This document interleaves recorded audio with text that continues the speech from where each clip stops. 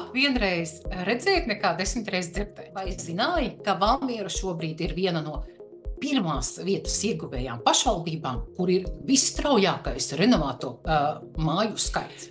Tādas pieredze, ko mēs iegūstam no tiem, kuriem ir veicas labāk, vienmēr ir ļoti vērtīgi un nozīmīgi. Pārvaldnieku izglītības iestādē ir ļoti svarīgi, lai izglītojumi un ne tikai iegūtu pieredzi, ne tikai semināros, mācību kursos, bet arī pieredzes braucienos. 31.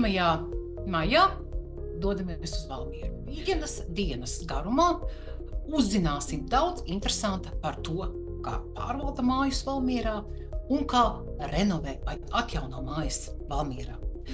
Mums ir paredzēta interesanta tematiska lekcija, kur dalīsies ar savu pieredzi Valmieras namsaimnieka atslēgas cilvēki, un pēc tam dosimies apskatīt 3 svarīgus un objektus, ar kuriem valmierieši lepojās.